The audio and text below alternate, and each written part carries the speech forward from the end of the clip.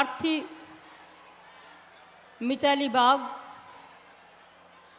আমার প্রিয় সাথী কল্যাণ বন্দ্যোপাধ্যায়, অরূপ বিশ্বাস, স্বপন নন্দী,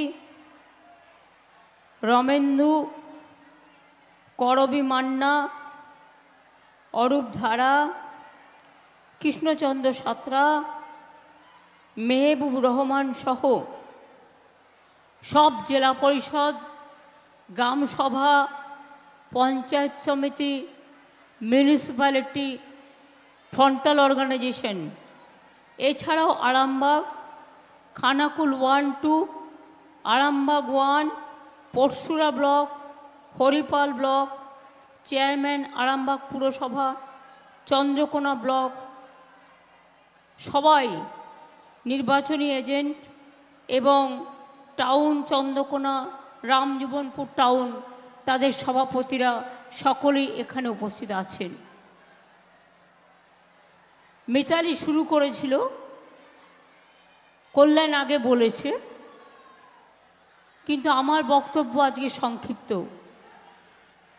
আমি 1.5-2 মাস আগেও আরামবাগে এসেছিলাম, পাবলিক ডিস্ট্রিবিউশন প্রোগ্রাম আর অনেক উদ্বোধন ছিল, সেই জন্য।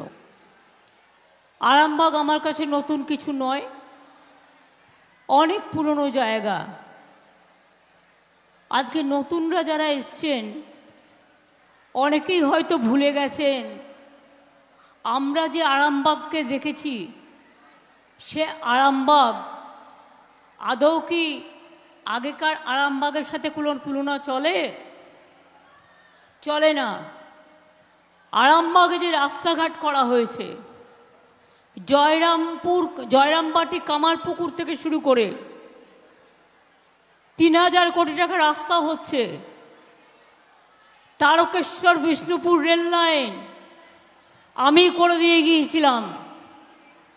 মনে রাখবেন, জয়রামবাটি এলাকার ঢেলে উন্নয়ন হচ্ছে। 4,85,000 বাড়িতে পানীয় জল পৌঁছে দেওয়া হয়েছে, বাদবাকিটাও আর 1-1.5 বছরের মধ্যে পৌঁছে যাবে। প্রফুল্লচন্দ্র সেনকে আরামবাগের গান্ধী বলা হতো, তার নামেও মেডিকেল কলেজ করা হয়েছে। বাস স্ট্যান্ড থেকে শুরু করে, মেডিকেল কলেজ থেকে শুরু করে, কলেজ থেকে শুরু করে, স্টেডিয়াম থেকে শুরু করে, রাস্তা থেকে শুরু করে, জেটি থেকে শুরু করে, ITI থেকে শুরু করে, পলিটেকনিক থেকে শুরু করে, কিষাণ মান্ডি থেকে শুরু করে, পথসাথী থেকে কিচ্ছু বাকি নেই, সবটাই করা হয়েছে। কিন্তু এবার যেটা করণীয় সেটা হচ্ছে বিজেপিকে ভোট যুদ্ধে হারানো। আমি প্রথমে একটু বলে নিই আরামবাগ কি ছিল, অল্প করে। আরামবাগে আমরা প্রোগ্রাম করতে এসেছিলাম অনেকবার। আমার একবার মনে আছে, আমি জয়রামবাটি কামারপুকুর পাশে বাঁকুড়ার একটা গ্রাম ছিল গোপীনাথপুর শিহর, দিনের বেলায় মিটিং করে গিয়েছিলাম। প্রায় 10,000 লোক সেখানে বসেছিল। রাতের বেলায়, আমি তখন রেল মিনিস্টার ছিলাম, রাতের বেলায় খবর পেলাম গোপীনাথপুর শিহর বিজেপি দখল করে নিয়েছে। সেই রাতে আমি মিদনাপুরের শিরোমণি হোটেলে ছিলাম, ছোট্ট একটা ট্যুরিজম হোটেল। আমরা রাতে রওনা দিলাম। রওনা দিয়ে যখন এসে পৌঁছালাম, দেখলাম মানুষ, তৃণমূল কংগ্রেস কর্মীরা আতঙ্কে গঙ্গা পুকুরের জলের মধ্যে গলা পর্যন্ত ভেজানো অবস্থায় দাঁড়িয়ে আছে। কোথাও আগুন জ্বলছে, মদ মাংস রান্না হচ্ছে, সিপিএম আনন্দ করে খাচ্ছে, আর আমাদের ছেলে মেয়েরা পুকুরের মধ্যে কাদায় ডুবে বসে আছে। আমাকে দেখে আস্তে করে বলছে, দিদি আমরা এখানে, আমাদের বাঁচান। আজ যে সিপিএম সাধু সাজে আর সিপিএমের হারমাদগুলো বিজেপির হারমাদ হয়েছে, পরশুরা বলুন, খানাকুল বলুন, গোঘাট বলুন, আরামবাগ বলুন, আমার থেকে ভালো কেউ চেনে না। এসছিলাম মিটিং করতে চমকাইতলা। চমকাইতলাটা কোথায়? আরামবাগের জয়রামবাটি কামারপুকুর দিয়ে আধ ঘন্টা গেলে এই চমকাইতলা মিদনাপুরের। সিপিএম কি করত? ওই চমকাইতলার ওখানে গড়বেতা থেকে আর এখান পর্যন্ত মাটির নিচে একটা সুড়ঙ্গ করে রেখে দিয়েছিল। মানুষ খুন করত আর সেই সুড়ঙ্গ দিয়ে জল দিয়ে মানুষকে ভাসিয়ে দিত, তার কোনো জীবন পাওয়া যেত না খুঁজে। চমকাইতলা মিটিং করতে এলাম। অজিত পাজাও সেদিন আমার সাথে ছিলেন। অজিত পাজাও মন্ত্রী ছিলেন, আমিও মন্ত্রী ছিলাম। আমার কাছে হঠাৎ খবর এলো ডেকোরেটর আসছে না।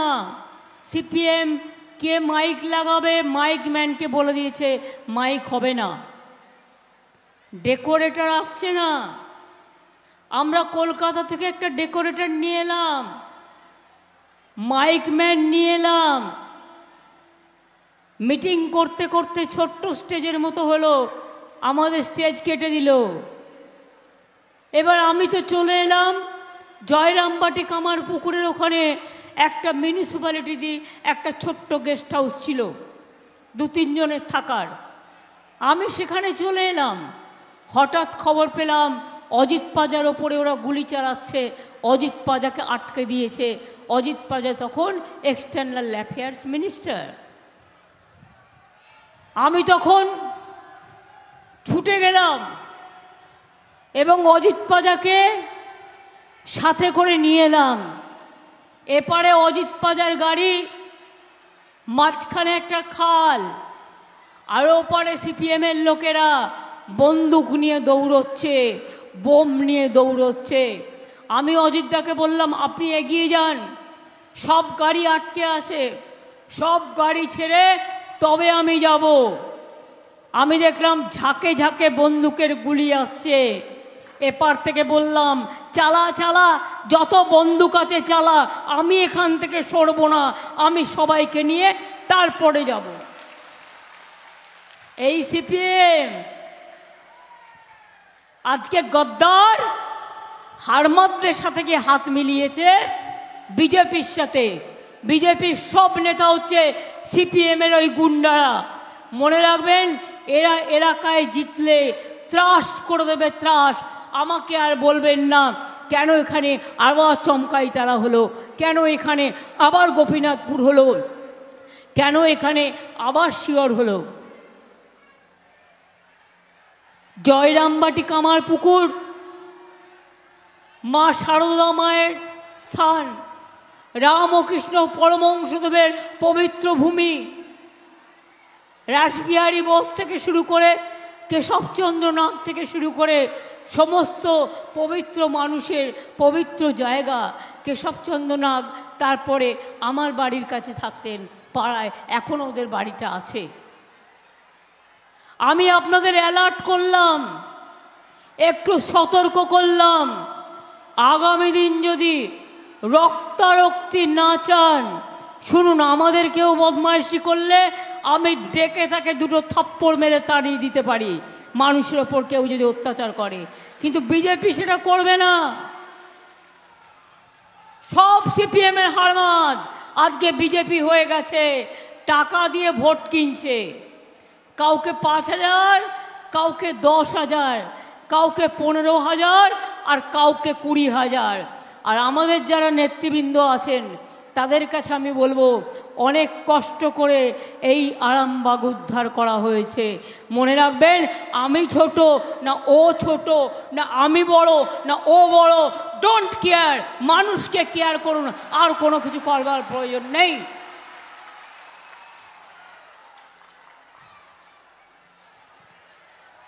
পরশুরায় বিজেপির একটা গুন্ডা আছে, ইকবাল মারা যাওয়ার পর খানাকুলে ইকবাল এমএলএ ছিল, ততদিন এলাকা কন্ট্রোলে রাখত। ইকবালের দাদা সুলতানকে প্রায় সিবিআইয়ের জন্যই মারা গেছে। ইকবাল চলে যাবার পর পরশুরা খানাকুলে আমাদের একটু প্রবলেম আছে। তারকেশ্বরে তো নেই। যদি খানাকুল আর ইকবাল এই খানাকুল আর পরশুরার প্রবলেম হয়, তোমরা সেটাকে মিটাবে। তারকেশ্বরে তো প্রবলেম হওয়ার কথা নয়, হরিপাল বেচার এলাকায় তো প্রবলেম হওয়ার কথা নয়, কৃষ্ণর এলাকায় তো প্রবলেম হওয়ার কথা নয়। গোঘাটে মানুষরা কোথায়? প্রবলেম হওয়ার তো কথা নয়। গোঘাট একসময় মানুষ হেরে গেছে, তাতে কি আছে? মানুষ হারিয়েছেন, আবার মানুষ জেতাবেন। এবার আমাদের প্রার্থীটাকে মিতালি বাগ, এসো তো এদিকে। ও হচ্ছে বাগদি কমিউনিটির একটি মেয়ে, উচ্চ শিক্ষা করেছে, এবং এই যে বলতো না বাউরি বাগদিদের টিকিট দেয় না, আজকে আমরা প্রমাণ করে দিয়েছি বাউরি বাগদি ভূমিজ সমাজ সমস্ত নিম্ন বর্ণের লোকেরাও প্রার্থী হতে পারে। আমার বর্ধমানে ডক্টর শর্মিলা সরকার, নিম্নবর্ণ মেয়ে ওখানকার, ও হচ্ছে বাগদি আর একজন হচ্ছে বাউরি। সুতরাং এই যে মর্যাদাটা আপনাদের হাতে তুলে দিয়েছি, এই মেয়েটি জীবনে বিয়ে করেনি কেন জানেন? ভালো করে দলটা করবে বলে। গ্রাম সভা করেছে, পঞ্চায়েত সমিতি করেছে, জেলা পরিষদ করেছে, আজ পর্যন্ত কেউ তার নামে একটা কালির আঁচড় দিতে পারবে না। আর বিজেপির কে ক্যান্ডিডেট আমি জানি না, নামও জানি না, কে গো?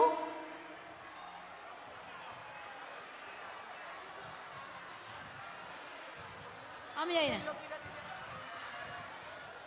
এখানে বিজেপির যিনি হারমাদ, বিজেপির হারমাদরা আমি শুনলাম মিতালি বাগের গাড়িও ভাঙচুর করেছে, তার ড্রাইভারকেও মেরেছে। ওদের তো এটাই কাজ। আমি তাই তো বলছিলাম, শান্তি চান না রক্তারক্তি চান, কোনটা চান? মনে আছে সেই সব দিনের কথা? বাঁকুড়ার মানুষ বেরোতে পারতো না, পুরুলিয়ার মানুষ বেরোতে পারতো না, আরামবাগের মানুষ বেরোতে পারতো না, চমকাইতলার মানুষ বেরোতে পারতো না। আপনাদের গড়বেতা দিয়ে যে রাস্তাটা আছে আপনারা জানেন। আমি শুনলাম একটি পরিবারে দুটি ছেলেকে খুন করা হয়েছে। আমি ছুটে গেলাম, একজন বয়স্ক মা আমাকে বলছে, মাগো আমার হাতে একটা বন্দুক দিতে পারো আর একটা তৃণমূলের পতাকা। আমি বললাম, কেন মা, বন্দুক দিতে নেই? বলল, না গো, আমার দুটো ছেলেকে সিপিএম খুন করেছে, ওদের দুটো ছেলেকেও আমি খুন করব, আমি আর মাতৃজীবন রাখতে চাই না। অনেক ঘটনা আমার মনের মধ্যে লিপিবদ্ধ করা আছে। আমি রাস্তায় পথ চলি আর এই ঘটনাগুলো আমায় চালায় আর বারবার করে মনে করিয়ে দেয়। আমাদের ভোট দেবেন কেন? যদিও এটা বাংলার ইলেকশন নয়, এটা দিল্লির ইলেকশন।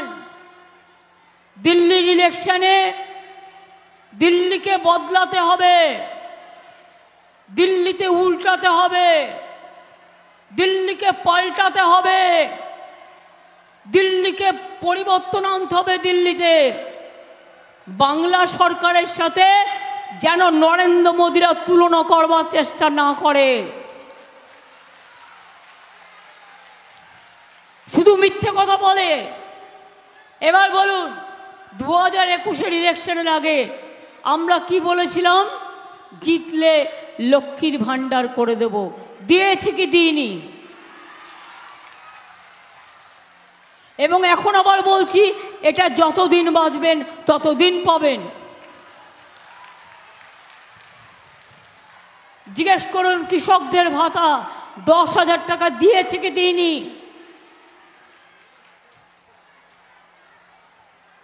কন্যাশ্রী দিই কি দিই না? শিক্ষাশ্রী দিই কি দিই না? 100 দিনের কাজে কাজ করালো মোদিবাবু। রোজ বড় বড় বিজ্ঞাপন, প্রচার ছাড়া কিছু নেই। ওনাকে আমি নাম দিয়েছি প্রচার মন্ত্রী। ঘুম থেকে উঠলেই ওনার ছবি, দুপুরে উঠলেও ওনার ছবি, রাতে ঘুমোতে গেলেও ওনার ছবি। আর সবাইকে বলছে মাছ খাবে না, মাংস খাবে না, ডিম খাবে না, শুধু বার্লি খাবে। জিজ্ঞেস করুন কমরেড, আমরা তো অনেক কাজ করেছি। মেয়েদের বিয়ে না হলেও 25,000 টাকা দিই রূপসী বাংলায়। আপনারা আমায় বলুন, যে আদিবাসী ভাই বোনেরা এসছেন, তপশিলি বন্ধু আছে আমাদের, জয় জহর আছে আমাদের, বিনা পয়সায় সাইকেল দেওয়া হয়, স্মার্টফোন দেওয়া হয়, সবটাই করে দেওয়া হয়। কিন্তু মোদিবাবু, এটা আপনার ভোট, লোকে আপনাকে কেন ভোট দেবে? 10 বছর ধরে আপনি কি বললেন? আমি জিতলে সবার বাড়িতে 15 লক্ষ টাকা করে পৌঁছে দেবো। পেয়েছেন সে টাকা? 1 লক্ষ পেয়েছেন? 2 লক্ষ পেয়েছেন? 5 লক্ষ পেয়েছেন? এমনকি 50,000 টাকা পেয়েছেন? তাহলে প্রতিবার ভোট আসবে আর মিথ্যে কথা। গ্যাসের দাম কত? দিচ্ছি বিনা পয়সায় চাল, 1000 টাকার গ্যাসে ফুটছে বিনা পয়সার চাল। বাহবা নন্দলাল, বাহবা প্রধানমন্ত্রী নন্দলাল। রোজ মিথ্যে কথা বলছে, বিনা পয়সায় গ্যাস দেবো। ভোকারটা বলছে বিদ্যুতের বিল আপনাদের দিতে হবে না, ভোকারটা বলছে রেশনে নাকি উনি চাল দেন, দেয় না, মিথ্যে কথা। আমি দাঁড়িয়ে বলছি মিথ্যে কথা। করলেন তোমরা এগুলো ধরতে পারো। নিয়ম হচ্ছে আমার 9 কোটি লোককে আমি রেশন দিই। সেন্ট্রালের ধার্য হচ্ছে 7,000 কোটি টাকা বছরে, আর রাজ্যের 9। এই 2 বছর কোভিডের পর 9,000, 18,000 কোটি টাকা রেশন দেওয়ার জন্য যে চাল কিনেছি আমরা দিয়েছি, প্লাস আরও 12,000 কোটি টাকা দিয়েছি। নরেন্দ্র মোদী দেয়নি, 1 পয়সার চাল দেয়নি, 1 পয়সার গম দেয়নি, মিথ্যে কথা বলে বেড়ায়। এত মিথ্যেবাদী প্রধানমন্ত্রী আমি কোথাও দেখিনি। মাঝে মাঝে নিজেদের লজ্জা লাগে কথা বলতে, যে আজকে বিশ্বকবির জন্মদিন, এসব কথা বলা কি শোভা পায়? শোভা পায় না। এরা রবীন্দ্রনাথ ঠাকুরকে অপমান করেছেন, ঈশ্বরচন্দ্র বিদ্যাসাগরকে অসম্মান করেছেন, বিরসা মুন্ডাকে সম্মান দেননি। সন্দেশখালি দেখলেন টাকার খেলা। মানুষের সম্মান চলে গেলে টাকা দিয়ে তা ফেরত আসে? আমার মা বোনদের ওপর অসম্মান, আমাদের সবার ওপরে অসম্মান। এর বদলা চাই, এর বদলা ভোটের মাধ্যমে হবে। মানুষ খেকো বাঘের নাম শুনেছেন, চাকরি খেকো বাঘের নাম শুনেছেন? এরা হচ্ছে চাকরি খেকো বাঘ। 26,000 ছেলে মেয়ের চাকরি খেয়ে নিল, নিয়ে বলল যাও তোমাদের চাকরি বন্ধ, আর তোমাদের 4 সপ্তাহের মধ্যে পুরো 12% ইন্টারেস্টে এতদিনে যা টাকা পেয়েছ সব ফেরত দিতে হবে। আমি সেদিন থেকেই বলেছিলাম ছাত্রছাত্রীদের, চিন্তা করবেন না বন্ধুরা, দেশে অনেক মানুষ আছে, আমরাও আছি, আমরা আপনাদের সাথে আছি, ভয় পাবেন না। বিশ্বাস করুন, আমি কালকে দুর্গাপুরে মিছিল করছিলাম। মিছিল করতে করতে মনটা পড়ে আছে, কারণ আমরা সুপ্রিম কোর্টে গেছি ওদের হয়ে। কি রায় হয়, কি রায় হয় সেটা দেখবার জন্য। যখন রায়টা শুনলাম না, আমার মনটা স্নিগ্ধ হয়ে গেল, আমার মনটা তৃপ্ত হয়ে গেল, আমার আত্মার শান্তি পেয়ে গেল এবং আমি বললাম সত্যের জয় হবে। এইভাবে মানুষের মুখের গ্রাস যারা কেড়ে নেয় তারা দানব ছাড়া আর কিছু হতে পারে না। এরা মানব নয়, এরা দানব। এরা জাতি বিক্রি করেছে, ধর্ম বিক্রি করেছে, মানুষ বিক্রি করেছে। আর আগামী দিন জেনে রাখুন, এনআরসি করে সবাইকে দেশ থেকে তাড়াবে প্ল্যান করেছে। কে করে সবাইকে তাড়াবে? আর ইউনিফর্ম সিভিল কোড, তপশিলি ভাই বোনেরা কোনো অস্তিত্ব থাকবে না আপনাদের, সব কেড়ে নেবে মোদি। মিটিংয়ে মিথ্যে কথা বলবে, করব না, কিন্তু এই বিল করেছে, এই বিল ওদের ম্যানিফেস্টোয় আছে। সংখ্যালঘুদের অস্তিত্ব থাকবে না, আদিবাসীদের থাকবে না, ওবিসিদের থাকবে না। আমরা যারা রামকৃষ্ণ পরমহংসদেবের মতো হিন্দু বা স্বামী বিবেকানন্দের আদর্শ মেনটেন করা যে হিন্দু, আমরা যারা মা দুর্গা পুজো করি, মা কালী পুজো করি, রক্ষা কালী পুজো করি, রমজান মাসেও যাই, ঈদেও যাই, গির্জাও যাই, মনে রাখবেন হুগলি জেলা একদিকে ব্যান্ডেল চার্চ, অন্যদিকে ফুরফুরা শরীফ, একদিকে হচ্ছে মাসির বাড়ি আর একদিকে হচ্ছে মায়েশের রথ। হুগলি জেলা বিখ্যাত জেলা, বিখ্যাত বিখ্যাত বিখ্যাত জেলা, মনে রাখবেন। ধনধান্যে পুষ্পে ভরা হুগলি জেলা আমাদের প্রিয় জেলা। তাই যাই ভুল হোক, যদি অন্য কেউ ভুল করে থাকে, আমরা নতুন মেয়েকে টিকিট দিয়েছি, একটা গরিব ঘরের প্রান্তিক ঘরের মেয়েকে। আপনাদের বলবো, ওকে গ্রহণ করে নেওয়ার দায়িত্ব আপনাদের। ওকে ভোট দিন, ওকে জিতিয়ে দিন।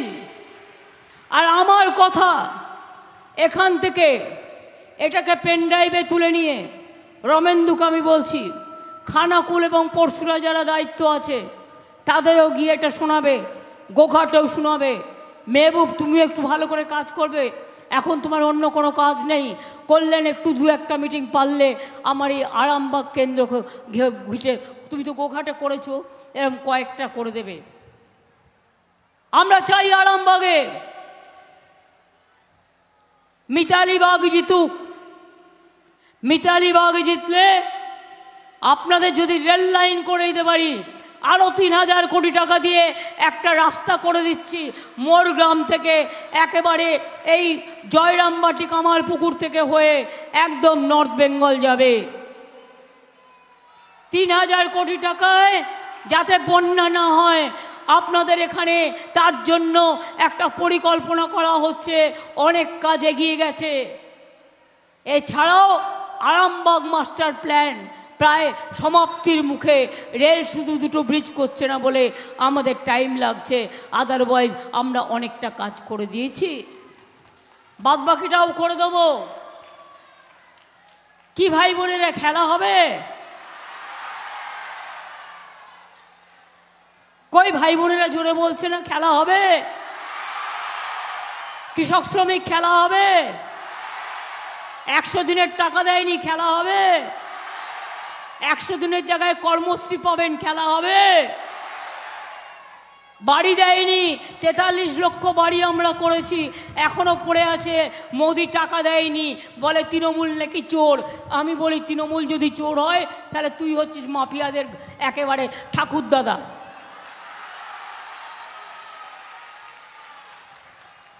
একশো দিনের কাজে বলেছে কাগজে বিজ্ঞাপন দিয়ে যে আমরা নাকি 100 কোটি টাকা দুর্নীতি করেছি, আর আমি আপনাদের সামনে মাইকে দাঁড়িয়ে বলে যাচ্ছি 24 কোটি টাকা আমরা সেভ করেছি।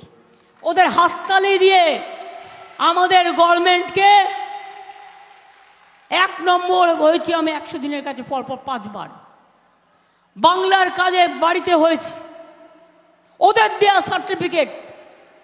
রাস্তার কাজে হয়েছে, আর আজ কিনা গরিব লোকগুলো টাকা পাবে না, আর তুমি বাবু উড়ে উড়ে বেড়াবে আর মিথ্যে কথা বলবে, আর তোমার বড় বড় ভাষণ আমরা শুনে তোমাকে বারবার করে ভোট দেবো, আর তুমি দেশ থেকে সবাইকে মেরে তাড়িয়ে দেবে। এবার যদি যেতে সব গেল, আর ইলেকশন হবে না, দেশটাও থাকবে না, আপনারাও থাকবেন না।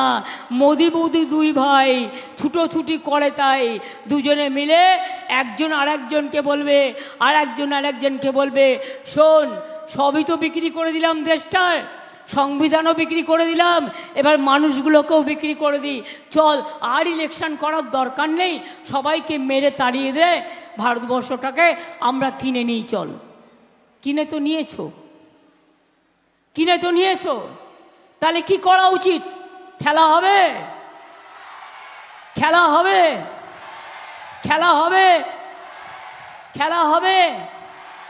সংখ্যালঘু ভাই বোনেরা খেলা হবে, তপশিলি ভাই বোনেরা খেলা হবে, আদিবাসী ভাই বোনেরা খেলা হবে, সাধারণ মা বোনেরা খেলা হবে, আমার ঘরের মায়েরা খেলা হবে, আমার ঘরের বোনেরা খেলা হবে, আমার ঘরের আম্মারা খেলা হবে, আমার ঘরের মাদাররা খেলা হবে। তাহলে মনে রাখবেন, আগামী 20 তারিখে যে ভোট এখানে আছে, আরামবাগের যে ভোট আছে, এবং শ্রীরামপুরে কল্যাণ ব্যানার্জি আছে, এবং হুগলিতে রচনা ব্যানার্জি আছে, তিনজনকেই জোড়া ফুল চিহ্নে ভোট দিয়ে আপনারা জেতাবেন। তারপরে বলবেন, দিদি আমাদের এই কাজটা বাকি আছে, দিদি দেখে দেবে, চিন্তা করবেন না, আগে তো কিছুই ছিল না, এখন সবটাই আছে, আরও পাবেন। আমি বলি, বিশ্বকবি রবীন্দ্রনাথ ঠাকুরের ভাষায়, প্রাণ ভরিয়ে তৃষা হরিয়ে আরো আরো আরো দাও প্রাণ, আরো আলো আরো আলো এই নয়নে প্রভু ঢালো। আবার বলি, আলোকের এই ঝর্ণা ধারায় ধুইয়ে দাও, অথবা বলি, অন্ধকারের উৎস হতে উচ্চারিত আলো, সকল দ্বন্দ্ব বিরোধ মাঝে জাগ্রত যে ভালো, সেই তো তোমার ভালো। আবার বলি, বিজেপি আসবে, ওদের ওরা ফোনায় ডাক দেবে। রবীন্দ্রনাথ ঠাকুর বলেছিলেন, নাগিনীরা চারিদিকে ফেলিতেছে বিষাক্ত নিঃশ্বাস, শান্তির ললিত বাণী শুনাইবে ব্যর্থ পরিহাস, বিদায় দেবার আগে তাই, নেবার আগে তাই ডাক দিয়ে যাই, দানবের সাথে যারা সংগ্রামের তরে প্রস্তুত হতেছে ঘরে ঘরে, আমার মা লক্ষ্মীরা প্রস্তুত হচ্ছে, আমার মা বোনেরা প্রস্তুত হচ্ছে, আমার ইয়াং জেনারেশন এগিয়ে আসতে হবে। দেখো দিদি তোমাদের জন্য স্ট্যান্ড নিতে পারে কি পারে না। আমার 10 লক্ষ চাকরি রেডি আছে সরকারি, এরা করতে দেয় না, লোকের চাকরি দেবার ক্ষমতা নেই, কিল মারার গোসাই কেড়ে নেয়, কাটতে আমরা দেব না। তাই এটুকু বলে, আমার আদিবাসী কিছু ভাই বোনেরা এসছেন আজকে রবীন্দ্র জয়ন্তীর দিনে, তাদের আমি আসতে বলবো, এবং একটা রবীন্দ্রসঙ্গীতের মধ্যে আপনারা সবাই তাল মেলাবেন। হয়তো তালটা রিহার্সাল করা নেই বলে ঠিক নাও হতে পারে, সেটা মনে রাখবেন। মা বোনেরা একটু উলুধ্বনি হবে, অনেক লড়াই করছি, আজকে 1 মাস 10 দিন বাদে বাড়ি যাব, তারপরে আবার ওখান থেকে প্রোগ্রাম করে আবার আসব। আপনাদের বলি, মা বোনেরা একটু শঙ্করধ্বনি হবে, একটু উলুধ্বনি হবে, একটু দোয়া হবে। এই ভাইরা, তালি কোথায় গেল? তালি, মায়েদের উলুধ্বনি, দোয়া, ভাইদের তালি। মনে রাখবেন, আগামী দিন ভারতবর্ষ থেকে বিজেপি হবে খালি। আগে বলতো বেঙ্গলে এসে इस बार 200 পার, আর এবার বলছি इस बार 400 পার। আমরা বলি তোমাকে করব আমরা পগার পার। মানুষ তৈরি আছে, এই বিশ্বাস রাখো। অনেক অনেক ধন্যবাদ। জয় হিন্দ, বন্দে মাতরম, ইনশাল্লাহ, জয় জোহার।